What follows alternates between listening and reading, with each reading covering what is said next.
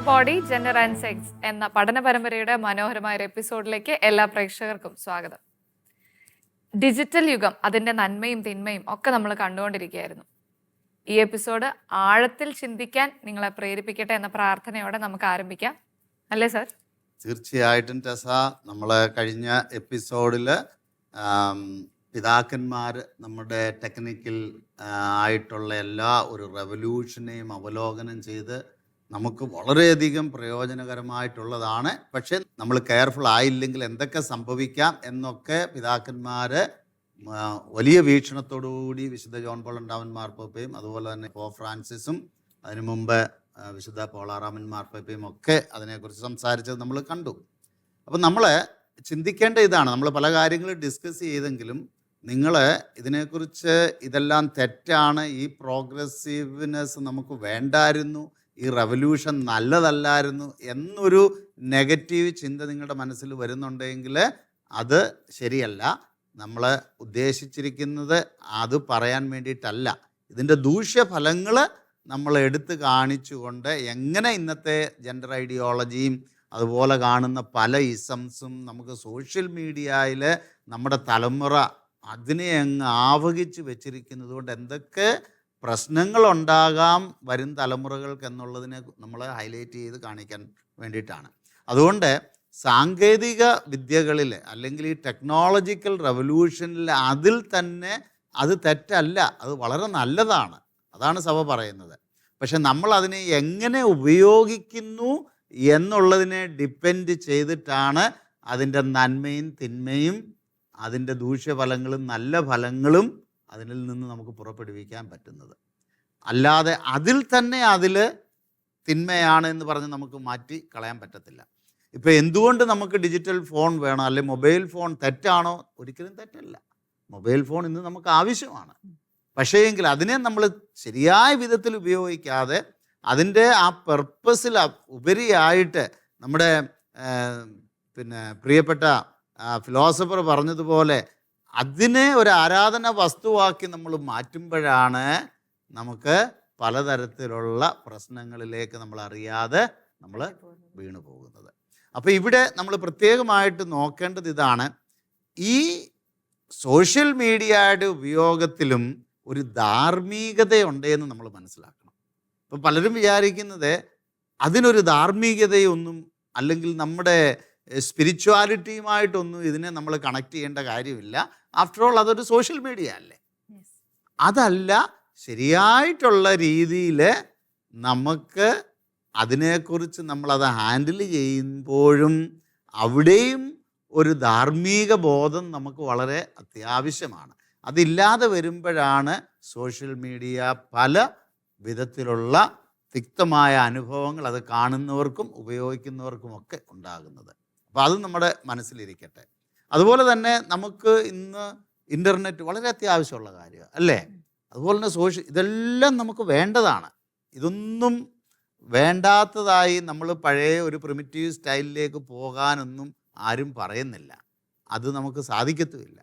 പക്ഷേ ഇത് നമ്മുടെ യുവതലമുറയെ ഈ ആശയക്കുഴപ്പത്തിലാക്കുന്നത് അതിനെക്കുറിച്ചാണ് നമ്മൾ കൂടുതൽ ചിന്തിച്ച് ഇതിനെ എങ്ങനെ നല്ല രീതിയിൽ യുവജനങ്ങൾക്ക് പ്രയോജനമുള്ള രീതിയിൽ ഇതിനെ നമുക്ക് ഉപയോഗപ്പെടുത്താൻ പറ്റും എന്ന് നമ്മൾ ചിന്തിക്കേണ്ടത്.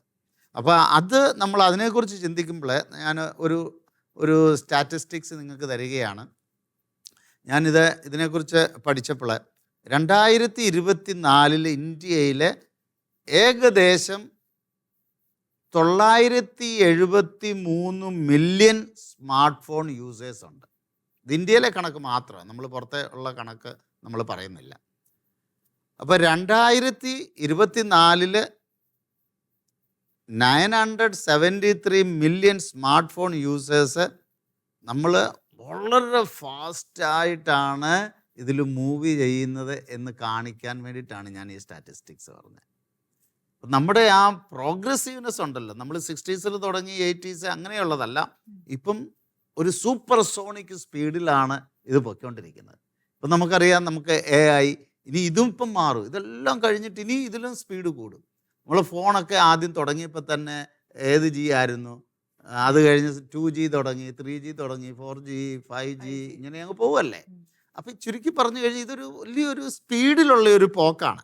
എന്നിട്ട് വീണ്ടും ഞാൻ ഇതിവിടെ ഇതിനെക്കുറിച്ച് 2025 പ്രൊജക്ഷൻ അവർ പറഞ്ഞിരിക്കുന്നത് ഏകദേശം 1 ബില്യൺ ആളുകൾ ഇന്ത്യയിൽ ഇത് സ്മാർട്ട് ഫോൺ ഇത് ആക്സസ് ചെയ്യും, അവർക്ക് അവൈലബിലിറ്റി ഉണ്ടാകുമെന്നാണ് പറയുന്നത്. അപ്പോൾ 2024 പ്രകാരം ഇന്ത്യൻ പോപ്പുലേഷൻ എന്ന് പറയുന്നത് 1.45 ബില്യൺ ആണ് ഇന്ത്യൻ പോപ്പുലേഷൻ.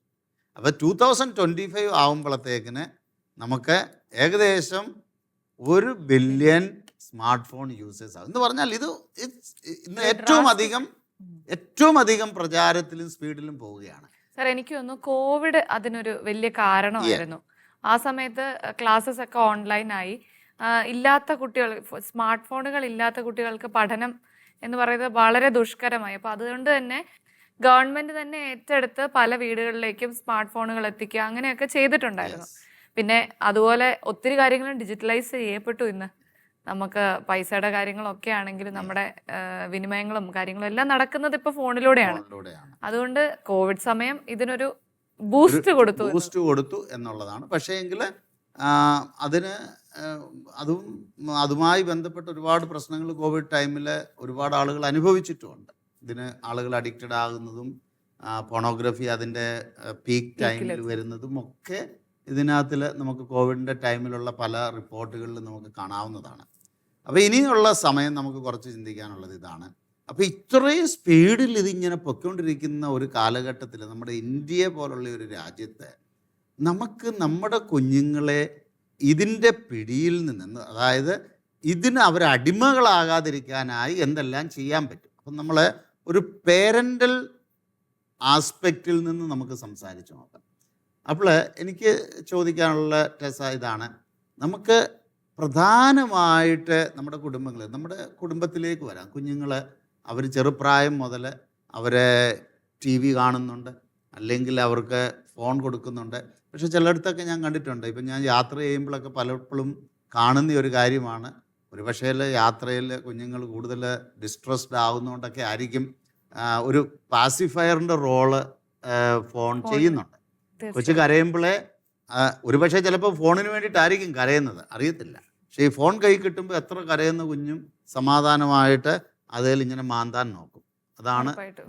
അതാണ് നമ്മൾ പൊതുവെ കൊച്ചു കുഞ്ഞുങ്ങളാണെങ്കിൽ പോലും. അപ്പം നമുക്ക് ഒരു പേരൻറ്റിങ് സൈഡിൽ നിന്ന്, നമ്മളൊരു പേരൻ്റ് ലെവലിൽ നിന്ന് ഇതിന് നമുക്ക് നമ്മുടെ കുഞ്ഞുങ്ങളെ എങ്ങനെ സഹായിക്കാം. അപ്പം നമ്മൾ പ്രോബ്ലം കണ്ടു, ഇത് ഭയങ്കര ഫാസ്റ്റിലായിട്ട് പോവാം. അപ്പോൾ എനിക്ക് തോന്നുന്ന ആദ്യത്തെ ഒരു പോയിൻ്റ് ഇതാണ്, നമ്മളിപ്പോൾ ഒരു പേരൻ്റ് എന്നുള്ള നിലയിൽ കുഞ്ഞുങ്ങൾ വളർന്നു വരുമ്പം നമുക്കൊരു ക്ലിയർ ബൗണ്ടറീസ് അല്ലെങ്കിൽ ഒരു സ്ക്രീൻ ടൈം എന്നൊക്കെ പറഞ്ഞ് നമ്മൾ കുഞ്ഞുങ്ങൾക്ക് കൊടുക്കേണ്ടത് വളരെ അത്യാവശ്യമാണ്. കാരണം നമുക്കൊരു ഇതിനെക്കുറിച്ചൊരു അവബോധവും അതുപോലെ തന്നെ ഇതിൻ്റെ വരാഴികൾ കൊച്ചു കുഞ്ഞുങ്ങളാണേ പോലും ഏജ് അപ്രോപ്രിയേറ്റ് ആയിട്ട് നമ്മൾ പറഞ്ഞു കൊടുക്കണം. അല്ലാതെ നമ്മൾ അവരെ വെറുതെ TV ഓൺ ചെയ്ത് കൊടുക്കുകയോ അല്ലെങ്കിൽ ഫോൺ കൊടുക്കുകയോ അവർക്ക് ഇഷ്ടമുള്ളത് കണ്ടോ കുറച്ച് സമയം എന്ന് പറഞ്ഞ് നമ്മളുടെ പല കാര്യങ്ങളും സൗകര്യപ്രദമാകുമെന്ന് വിചാരിച്ച് നമ്മൾ അവരെ അങ്ങോട്ട് തള്ളിവിട്ട് കഴിയുമ്പോൾ അവർ ഗ്രാജ്വലി പിന്നെ അതിൻ്റെ ഉപയോഗത്തിൽ അഡിക്റ്റ് ആകാനുള്ള എല്ലാ സാധ്യതകളും ഉണ്ട്. എനിക്ക് തോന്നുന്നു പഴയ കാലമൊക്കെ ആയിരുന്നെങ്കിൽ മാതാപിതാക്കൾ പറയാറുണ്ട്, ഞങ്ങൾ വളർത്തിയതല്ല, അവർ ഞങ്ങളുടെ കൂടെ അങ്ങ് വളർന്നു വന്നതാണെന്ന്. എനിക്ക് തോന്നുന്നു ഈ ടെക്നോളജിക്കൽ റെവല്യൂഷൻ നടക്കുന്ന ഈ കാലത്ത് പേരന്റിങ് എന്ന് പറയുന്നത് ഒരു സബ്ജക്റ്റ് തന്നെയാണ്. പല പേരൻസിനും ഈ പേരന്റിങ്ങിനെ പറ്റി വ്യക്തമായ ധാരണയില്ല. എങ്ങനെ കുട്ടികളെ ഈ ടെക്നോളജിയുടെ ഈ പ്രശ്നം കൊണ്ട് തന്നെ എങ്ങനെ കുട്ടികളെ ഹാൻഡിൽ ചെയ്യണമെന്ന് അറിയില്ല. അപ്പോൾ ഇത് പേരന്റിങ് എന്ന് പറയുന്ന ഒരു കോഴ്സ് പോലെ ഇന്ന് ഈ കാലത്ത് മുന്നോട്ട് പോകേണ്ട ഒരു കാര്യമാണെന്ന് എനിക്കിപ്പം തോന്നാറുണ്ട്. അപ്പോൾ ഒരു ക്ലിയർ ബൗണ്ടറീസ് നമ്മൾ അവരെ എങ്ങനെയാണ്, എന്തൊക്കെ കണ്ടന്റുകളാണ് അവർക്ക് കാണാൻ പറ്റുക. ഇപ്പോൾ TV ആണെങ്കിൽ തന്നെ, ഇപ്പോൾ കുഞ്ഞുങ്ങൾ നമ്മൾ മെയിനായിട്ട് നമ്മൾ ഫോൺ മാത്രമല്ല TV-യിൽ അവർക്ക് എന്തൊക്കെ കാണാൻ പറ്റും, അവരുടെ ടൈം ലിമിറ്റ് എന്തായിരിക്കണം, കണ്ടന്റ്, ഇതിനെക്കുറിച്ച് പേരൻറ്റിനൊരു കൃത്യമായ അറിവും ഒരു ക്ലാരിറ്റി ഉണ്ടായിരിക്കണം. ഇല്ലെങ്കിൽ പറ്റുന്ന എന്താണെന്ന് പറഞ്ഞു കഴിഞ്ഞാൽ കുഞ്ഞുങ്ങൾ അവർ നമ്മളെക്കാട്ടി സ്മാർട്ടാണ്. ഇലക്ട്രോണിക്കൽ ഡിവൈസസ് ഉപയോഗിക്കാൻ നമ്മളെക്കാട്ടിലും സ്മാർട്ട് കൊച്ചു കുഞ്ഞുങ്ങളാണ്. അവർ പലതും കണ്ടുപിടിച്ച് അവർ സ്വയമേ കാണാൻ തുടങ്ങും. നമ്മൾ അക്വയർ ചെയ്തെടുത്തൊരു സ്കില്ലാണ് Yes. ഇത് യൂസ് ചെയ്യാന്നുള്ളത്. ശരിക്കും അവർക്ക് correct ആണ്. അവർക്ക് ജീനിലുണ്ടത്. അവർക്ക് ജീനിലും ഉണ്ട്. പ്രത്യേകിച്ച് നമ്മൾ ഇപ്പോൾ ഈ ഓൺലൈൻ ക്ലാസ്സുകളും അത് ഇതൊക്കെ വന്നതുകൊണ്ട് അവർ ഭയങ്കര fast ആണ്. ടെക്നിക്കലി ദേ ബിക്കം വെരി എക്സ്പേർട്സ്. ഏതൊരു സിനിമയിൽ പറയുന്നത് പോലെ ഇത് ആരെ നമുക്ക് പഠിപ്പിക്കാൻ പറ്റില്ല, Yeah. അത് തന്നെ പഠിച്ചെടുക്കേണ്ടതാണെന്ന് ഏതൊരു കുട്ടി അച്ഛനോട് പറഞ്ഞു കൊടുക്കുന്ന ഒരു സിനിമ സീൻ ഓർക്കാണ് ഇപ്പൊ അറിയാതെ.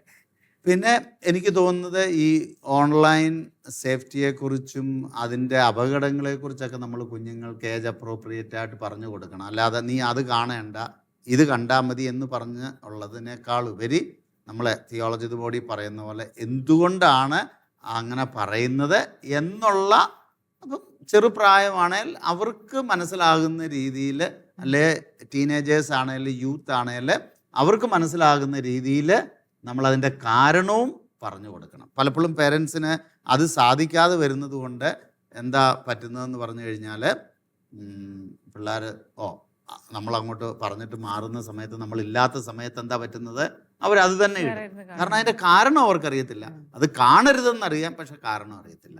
അപ്പോൾ അതും നമ്മൾ ഈ പാരൻറ്റിങ്ങിൽ അത് വളരെ കൃത്യമായിട്ട്, ഇതൊരു ശരിക്കും പറഞ്ഞാൽ ലിനറ്റ് പറഞ്ഞതുപോലെ ഇന്ന് അത്ര എളുപ്പമല്ല. പാരൻറ്റിങ് ഏറ്റവും ടഫായിട്ടുള്ളൊരു കാര്യമാണ്. കാരണം അത്രത്തോളം ഈ പലതരത്തിലുള്ള പ്രഷറാണ് നമ്മുടെ കുഞ്ഞുങ്ങൾക്ക് വന്നുകൊണ്ടിരിക്കുന്നത്. സാർ, ഇവിടെ ഒരു കാര്യം കൂടെ ഓർക്കാണ്. എൻ്റെ ഒരു ഫ്രണ്ട് ഡിസ്കഷനിടയിൽ പറഞ്ഞതാണ്, ട്രാൻസ്ജെൻഡറിസം എന്ന സബ്ജക്റ്റുമായിട്ട് ഞങ്ങൾ ഡിസ്കസ് ചെയ്യാണ്. അപ്പോൾ തന്നെ ആ കുട്ടീനോട് പറഞ്ഞാണ്, എന്നേക്കാൾ നന്നായിട്ട് എൻ്റെ 8ാം ക്ലാസ്സിൽ പഠിക്കുന്ന അനീതിക്കാണ് ഈ സബ്ജക്റ്റിനെ പറ്റി നന്നായിട്ട് അറിയാവുന്നത് എന്ന്. അപ്പം ഞാനിങ്ങനെ ചിന്തിച്ചു, ആ മോളത് ഒരുപക്ഷെ സോഷ്യൽ മീഡിയയുടെ ഉപയോഗത്തിലൂടെയൊക്കെ ആയിരിക്കാം അവൾ അത്തരത്തിലുള്ള കാര്യങ്ങളെ പറ്റിയൊക്കെ കൂടുതൽ ചിന്തിക്കാൻ തുടങ്ങിയത്. അപ്പം അങ്ങനെ ഒരു പോയിന്റ് കൂടി ഞാൻ ഇവിടെ കൂട്ടിച്ചേർത്തു.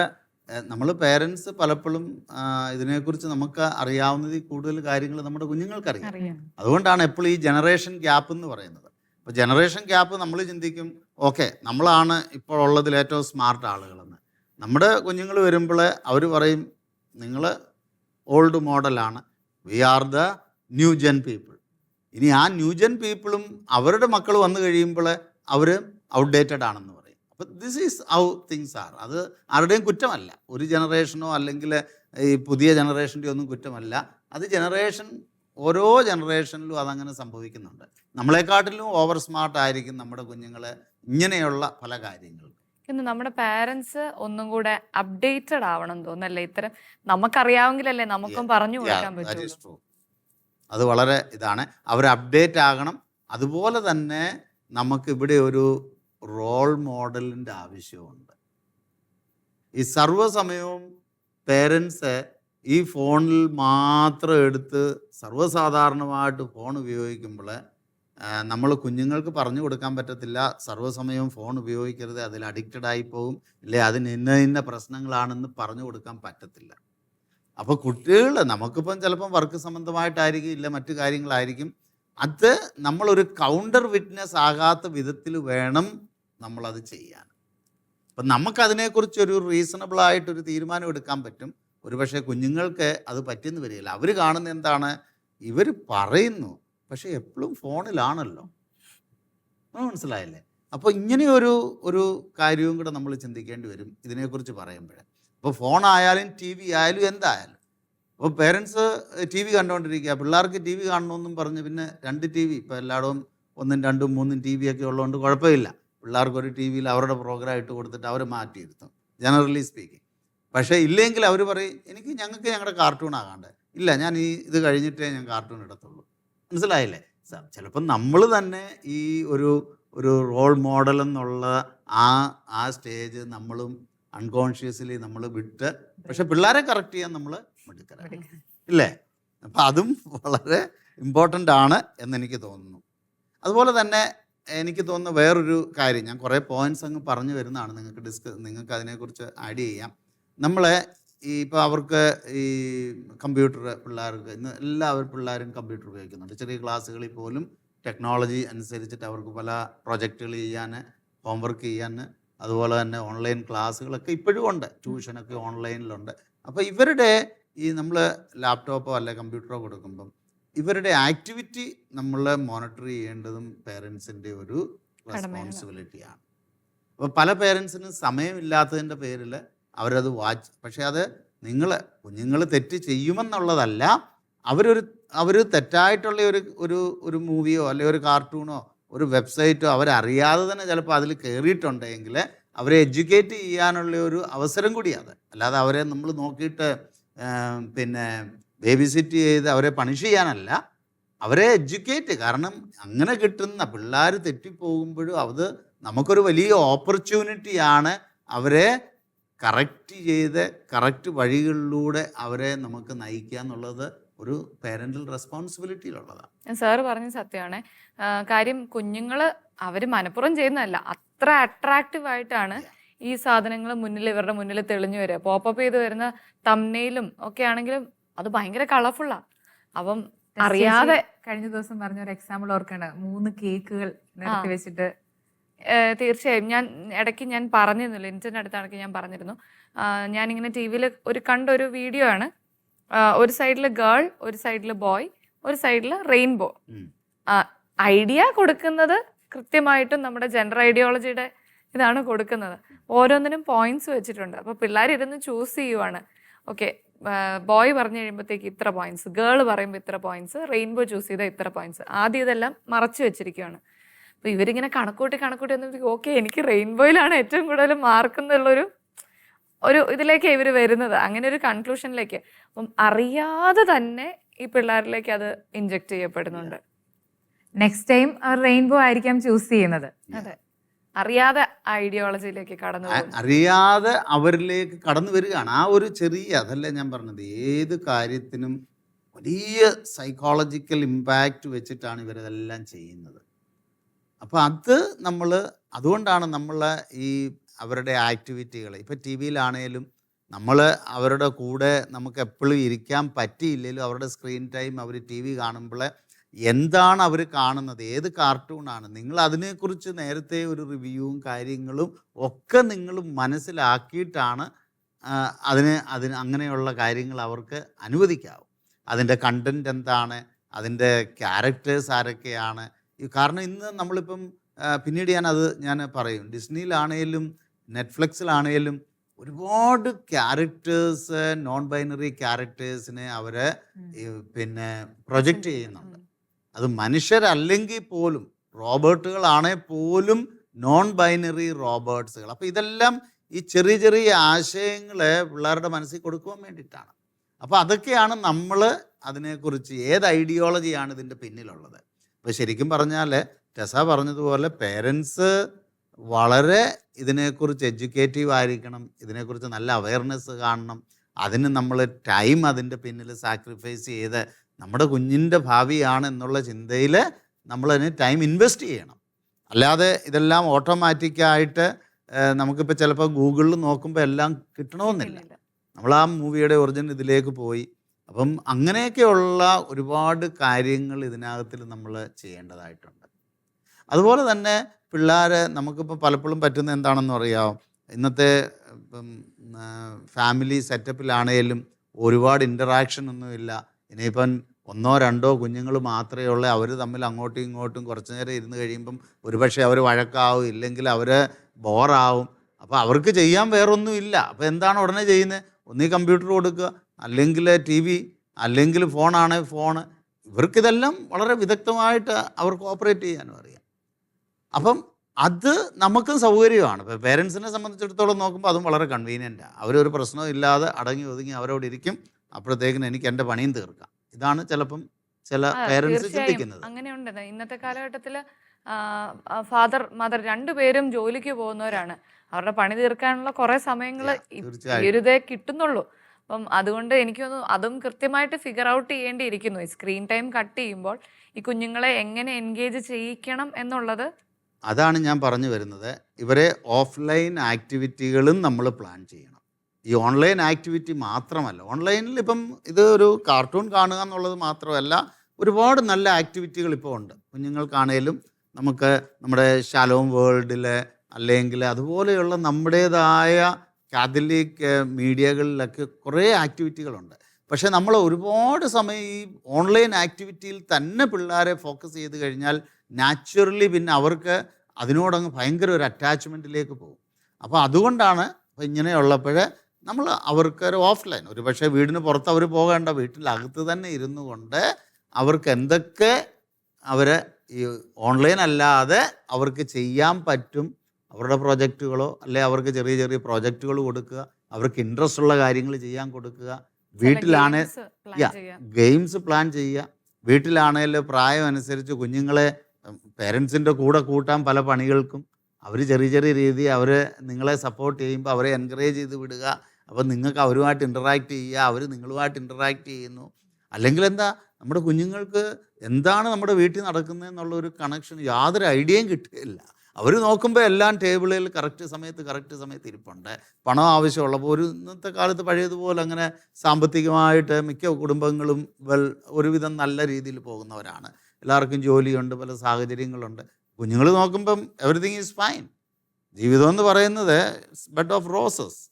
അപ്പം അവർക്ക് നമ്മുടെ കൂടെ നമ്മൾ കിച്ചണിലാണേലും പിന്നെ 5-6 വയസ്സുള്ള കുഞ്ഞാണെങ്കിൽ പോലും, അല്ലെ പെൺപിള്ളേർ പ്രത്യേകിച്ച് അവർക്ക് ഇൻട്രസ്റ്റ് ആണ്, ആൺപിള്ളേരെ ആണെങ്കിലും അവർക്ക് ഇൻട്രസ്റ്റ് ഉള്ള ഫീൽഡിലേക്ക് ഇനിയിപ്പോൾ അപ്പന്മാരെ എന്തെങ്കിലും റിപ്പയർ ചെയ്യാൻ അല്ലെ മറ്റു കാര്യങ്ങളുണ്ടെങ്കിൽ, കാരണം അവർ നാച്ചുറലി അവർ ടെക്നിക്കൽ ഓറിയൻറ്റഡ്, അങ്ങനെയുള്ള ഒരു സ്പേഷ്യൽ പ്രോസസ്സിങ് ഒക്കെയാണ് അവരുടെ ബ്രെയിനിൽ കൂടുതലുള്ളത്. അപ്പോൾ ഇങ്ങനെയൊക്കെയുള്ള ആ ഒരു കാൽക്കുലേഷൻ നമുക്ക് പേരൻറ്റിങ്ങിൽ ഉണ്ടായിരിക്കണം. അത് കുഞ്ഞുങ്ങൾക്ക് ഇഷ്ടവുമാണ്. അവരൊരു കാര്യം സഹായിച്ചു, അവരെ എൻകറേജ് ചെയ്തു, അപ്പോഴത്തേക്കിന് അവർക്ക് തോന്നും, oh I am appreciated, I am acknowledged. അപ്പോൾ അടുത്ത പ്രാവശ്യം വിളിക്കുമ്പോൾ തീർച്ചയായിട്ടും അവർ വരും. അതേസമയം നമ്മൾ എന്നാൽ നീ പോയി ആ പണിയൊക്കെ കുറേ ചെയ്യും എന്ന് പറഞ്ഞ് നമ്മൾ സാധാരണ എന്താ ചെയ്യുന്നത്, നീ പോയി ആ റൂം എല്ലാം ക്ലീൻ ചെയ്യും എന്ന് പറഞ്ഞ് പോയ പിള്ളേരും അങ്ങോട്ട് പോവുകയല്ല. അപ്പം നമ്മുടെ കൂടെ നിർത്തി കുഞ്ഞുങ്ങളെ അങ്ങനെയുള്ള ഓഫ്ലൈൻ ആക്ടിവിറ്റികൾ നമ്മൾ പ്ലാൻ ചെയ്യണം, പ്രൊമോട്ട് ചെയ്യണം. ഇത് ശരിക്കും ബോധപൂർവം നമ്മൾ പ്ലാൻ ചെയ്താൽ പല കാര്യങ്ങളും നമുക്ക് നടക്കും. അതുപോലെ തന്നെ ഒരുവിധം പ്രായം കൊച്ചു കുഞ്ഞുങ്ങളോട് പോലും നമുക്കിതിൻ്റെ കോൺസിക്വൻസസ് പറയാം.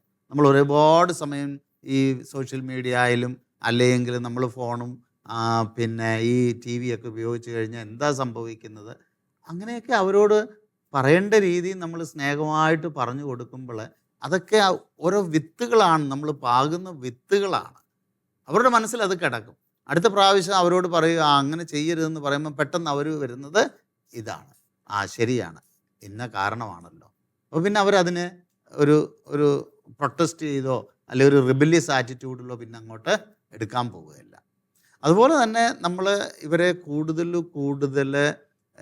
ഈ ഒരു ടെക്നോളജിയിലൂടെ എല്ലാം ചെയ്ത് ജീവിക്കാൻ പറ്റൂ എന്നൊരു ആറ്റിറ്റ്യൂഡിലേക്ക് കൊണ്ടുവരരുത്. അവരെ ഒരു ക്രിട്ടിക്കൽ തിങ്കിങ്ങും നമ്മൾ പഠിപ്പിക്കണം. ഇന്നിപ്പം ഞാൻ ഓർക്കുന്നു, എൻ്റെ ചെറുപ്പത്തിലൊക്കെ കൂടുതലും അന്നത്തെ കാലത്ത് കാൽക്കുലേറ്ററൊന്നും നമ്മൾ കൂടെ കൊണ്ട് നടക്കുകയില്ലായിരുന്നു, ഫോണൊന്നും നമ്മുടെ കൂട്ടത്തിലില്ല. അപ്പോൾ പലതും ഈസി ആയിട്ട് നമ്മൾ മനസ്സിലാണ് കണക്ക് കൂട്ടിക്കൊണ്ടിരുന്നത്. ജസ്റ്റ് ഫോർ എക്സാമ്പിൾ, കാൽക്കുലേറ്ററിൻ്റെ ജോലി പലപ്പോഴും നമ്മൾ വലിയ സംഖ്യ ആണെങ്കിൽ പോലും എങ്ങനെയെങ്കിലുമൊക്കെ മനസ്സിൽ കണക്ക് കൂട്ടി നമ്മൾ പറയും. പക്ഷേ ഇപ്പോഴെന്താ സംഭവിച്ചിരിക്കുന്നത്, നമുക്ക് ബുദ്ധിമുട്ടാണ്. 10ഉം 18ഉം എത്രയാണെന്ന് ചോദിച്ചാൽ ഒറ്റ അടിക്ക് ചിലപ്പോൾ ഒന്ന് ചിന്തിക്കേണ്ടി വരും. അത്ര നമുക്ക് സിമ്പിൾ കാര്യങ്ങൾ പോലും നമ്മളൊന്ന് ചിന്തിച്ച് ആലോചിച്ച് ചെയ്യേണ്ടി വരും. പിന്നെ ഒരു ചെറിയ കാര്യം വരുമ്പോഴും ഉടനെ നമ്മൾ എന്തിനാ ഇത്രയും കിടന്ന് ചിന്തിച്ച് തല പുകയുന്നത്, ഫോൺ എടുത്തു, കാൽക്കുലേറ്റർ എടുത്തു, ഇത്രയേ ഉള്ളല്ലോ. അപ്പം അത് നമ്മുടെ കുഞ്ഞുങ്ങൾ, നമ്മളങ്ങനെയാണെങ്കിൽ നമ്മുടെ കുഞ്ഞുങ്ങൾ അതിലും മോശമായിരിക്കും. അവരെ ക്രിട്ടിക്കലായിട്ട് തിങ്ക് ചെയ്യാൻ പഠിപ്പിക്കുക. There is something more you can do. നമുക്ക് സ്വയമേ ഇതൊക്കെ കണക്ക് കൂട്ടാം. അപ്പം ഞാൻ പറഞ്ഞില്ല, ഒരു പാക്കേജാണ് പേരൻറ്റിങ് എന്ന് പറയുന്നത്. അപ്പോഴേ ഇന്നത്തെ കാലത്ത് ഈ ഒരു സിറ്റുവേഷനിലെ കുഞ്ഞുങ്ങളെ നമ്മൾ ഈ ഒരു വിഷനോട് കൂടിയൊക്കെ വളർത്തുക എന്ന് പറയുന്നത് പേരൻസിനെ സംബന്ധിച്ചിടത്തോളം വളരെ ചലഞ്ചിങ് ആണ്. It's not an easy task. അപ്പോൾ അതുകൊണ്ട് എന്താ പറ്റുന്നത്, നമ്മൾ ഒരുപക്ഷെ ഉള്ളവർ, രണ്ടുപേരും ജോലിയുള്ളവർ, വർക്ക് പ്രഷർ, വീട്ടിലെ അതുപോലെ തന്നെ കുഞ്ഞുങ്ങളുടെ കാര്യങ്ങൾ നോക്കാനുള്ള ഇതും ഒക്കെ ആയിട്ട് വരുമ്പോൾ അവർക്ക് സമയം കിട്ടാതെ പോകും. അപ്പോൾ ശരിക്കും പറഞ്ഞാൽ അവരുടെ കുറ്റമല്ല. പക്ഷെ എന്നാലും എനിക്ക് അത് തോന്നുന്നത്, നമ്മൾ മറ്റുള്ളതിനൊക്കെയുള്ള ടൈം മാറ്റി വെച്ചിട്ട് ഇതിന് നമ്മൾ ആ കറക്റ്റ് ഏജിൽ നമ്മൾ കുറച്ച് ടൈം ഇൻവെസ്റ്റ് ചെയ്താൽ പിന്നീട് സ്മൂത്തായിട്ട് അതങ്ങ് പോകും. ഇത്രയും ടൈം നമ്മൾ പിന്നീട് അവർ കുറച്ചുകൂടെ വളർന്നു കഴിയുമ്പോൾ നമുക്ക് വേണമെന്നില്ല. അതുപോലെ തന്നെ ടെസ പറഞ്ഞ ഒരു കാര്യം കൂടെ ഞാൻ ഒന്നുകൂടെ ഓർമ്മിപ്പിക്കുകയാണ്. പലപ്പോഴും പേരൻസ് പലതും അപ്ഡേറ്റ് ചെയ്യാറില്ല. നമുക്ക് ഈ ഒരു ഫീൽഡിൽ തന്നെ ഒരുപാട് കാര്യങ്ങൾ പേരൻസ് ആണെങ്കിലും സെൽഫ് എഡ്യൂക്കേറ്റഡ് ആകാനോ അല്ലെ അതുപോലെ ഏതെങ്കിലും റിസോഴ്സസ് ഉപയോഗിച്ച് ഇതിനെക്കുറിച്ചൊക്കെ കൂടുതലും മനസ്സിലാക്കി അപ്ഡേറ്റഡ് ആയിരിക്കുമ്പോൾ കുഞ്ഞുങ്ങളോട് നമ്മൾ പറയുമ്പോൾ അവർക്ക് തോന്നും, എൻ്റെ പേരൻസ് ഇതിനെക്കുറിച്ച് വെൽ അവെയർഡാണ്, എൻ്റെ പേരൻസ് ഇതിനെക്കുറിച്ച് വെൽ അവെയറായിട്ടുള്ള വ്യക്തികളാണ്. അപ്പോൾ നമ്മൾ പറയുന്നതിനൊരു വില കൽപ്പിക്കും. ഇല്ലെങ്കിൽ ഇന്ന് പല കുട്ടികളും പറയുന്ന ഒരു കാരണം ഇതാണ്, എൻ്റെ പേരൻസ് അതിങ്ങനെയൊക്കെ പറയുകയും ഒരു കാര്യവും അറിയത്തില്ല, ഇന്നും ചുറ്റും നടക്കുന്ന എന്താണെന്നൊന്നും അവർക്കറിയത്തില്ല, അതൊന്നും അറിയാതാണ് പറയുന്നത്. അപ്പോൾ ഇങ്ങനൊരു ഇമ്പ്രഷൻ നമ്മൾ കുഞ്ഞുങ്ങൾക്ക് പലപ്പോഴും ചിലപ്പോൾ കൊടുത്തിട്ടുണ്ട്. എൻ്റെ മാതാപിതാക്കൾക്കൊന്നും അറിയത്തില്ല. കാരണം നാച്ചുറലി ഉള്ളൊരു ചിന്തയാണ് പിള്ളേർക്ക്. ഇനിയിപ്പം സ്കൂളിൽ പോയി തുടങ്ങാറാവുമ്പോഴത്തേക്ക് കുഞ്ഞുങ്ങൾ അവരുടെ സൈക്കോളജിയിലാണ്, അവർ വിചാരിക്കുമോ ഇതാണ് വലിയ ലോകം, എനിക്കറിയാവുന്നതിൻ്റെ അത്രയും പോലും എൻ്റെ ഡാഡിക്കും മമ്മിക്കും അറിയത്തില്ലെന്ന് തന്നെ ചിലപ്പോൾ കുഞ്ഞുങ്ങൾ ചിന്തിക്കും. കാരണം അവരെ സംബന്ധിച്ചിടത്തോളം അവരുടെ ലോകം അത്രയേ ഉള്ളൂ. അപ്പോൾ ഇത് നമ്മൾ കൃത്യമായിട്ട് മനസ്സിലാക്കി, എനിക്ക് തോന്നുന്നു ടെസ എനിക്ക് അവിടുന്ന് സിഗ്നൽ തന്നു. പെണ്ണടച്ചാണ് സാറിന് സിഗ്നൽ തരാൻ ഉദ്ദേശിച്ചത്. നമ്മുടെ സമയം ഏകദേശം ഇവിടെ പൂർണ്ണമാവുകയാണ്. പക്ഷെ നമുക്ക് ഇനിയും ഒത്തിരി ചിന്തകളും ഒത്തിരി പഠനങ്ങളും ഒക്കെ ഷെയർ ചെയ്യാനുണ്ട്. ആ ഒരു തോട്ടോടു കൂടെ തന്നെ നമുക്ക് പ്രാർത്ഥനയോടെ ഇത് വൈൻഡപ്പ് ചെയ്യാം. സാർ ഒന്ന് പ്രാർത്ഥിച്ച്. യെസ്, ഈശോയെ, ഞങ്ങൾ ഈ നിമിഷങ്ങളിൽ സോഷ്യൽ മീഡിയയുടെ ആ വലിയ ഇൻഫ്ലുവൻസ് നമ്മുടെ കുഞ്ഞുങ്ങളെ തെറ്റായ വിധത്തിലേക്ക് കൊണ്ടുപോകാതിരിക്കുവാനുള്ള ടിപ്സിനെ കുറിച്ചൊക്കെ ഡിസ്കസ് ചെയ്തത് അങ്ങയുടെ വലിയ സ്നേഹവും കരുണയും ജ്ഞാനവുമാണ് എന്ന് ഞങ്ങൾ കരുതുന്നു. ഇന്ന് സോഷ്യൽ മീഡിയയുടെ എക്സസീവ് യൂസ് മൂലം കഷ്ടപ്പെടുന്ന ഒരുപാട് കുഞ്ഞുങ്ങൾ, ഒരുപാട് മുതിർന്നവർ ഞങ്ങളുടെ ഇടയിലുണ്ട്. അവരെയെല്ലാം ഈ സമയം ഈശോയെ അങ്ങയുടെ സ്നേഹത്തിലേക്ക് ഞങ്ങൾ കൊണ്ടുവരികയാണ്. അങ്ങയുടെ വലിയ കൃപയ്ക്കായിട്ട്, അങ്ങയുടെ വലിയ സ്നേഹം അനുഭവിക്കാനായിട്ട് അവരുടെ ഹൃദയങ്ങളെ അങ്ങ് മാറ്റണമേ എന്ന് ഞങ്ങൾ പ്രാർത്ഥിക്കുന്നു. അമ്മേ മാതാവേ, സോഷ്യൽ മീഡിയയുടെ തിക്തമായ ഫലങ്ങൾ അനുഭവിച്ചു കൊണ്ടിരിക്കുന്ന എല്ലാ മക്കൾക്കും വേണ്ടി അമ്മ പ്രത്യേകം മാധ്യസ്ഥം യാചിക്കണമേ. നന്മ നിറഞ്ഞ മറിയമേ സ്വസ്തി, കർത്താവ് അങ്ങയോടുകൂടെ, സ്ത്രീകളിൽ അങ്ങ് അനുഗ്രഹിക്കപ്പെട്ടവളാകുന്നു, അങ്ങയുടെ ഉദരത്തിൻ ഫലമായി ഈശോ അനുഗ്രഹിക്കപ്പെട്ടവനാകുന്നു. പരിശുദ്ധ മറിയമേ തമ്പുരാന്റെ അമ്മേ, പാപികളായ ഞങ്ങൾക്ക് വേണ്ടി ഇപ്പോഴും ഞങ്ങളുടെ മരണസമയത്തും തമ്പുരാനോട് അപേക്ഷിച്ചുകൊള്ളണമേ. ആമേൻ. ടെക്നോളജി അത് ഒരനുഗ്രഹം തന്നെയാണ്. പക്ഷേ ജാഗ്രത അത് അത്യാവശ്യമാണ്, കുഞ്ഞുങ്ങൾക്കും മുതിർന്നവർക്കും. ഈ ഒരു നോട്ടോടെ ഇന്നത്തെ എപ്പിസോഡ് ഇവിടെ പൂർണ്ണമായിരിക്കുകയാണ്. നമുക്ക് പരസ്പരം പ്രാർത്ഥനയിലായിരിക്കാം. നിങ്ങളുടെ സംശയങ്ങളെ ഞങ്ങളെ എഴുതി അറിയിക്കാൻ മറക്കരുത്. ഞങ്ങളുടെ ഇമെയിൽ അഡ്രസ് info@tobforlife.org.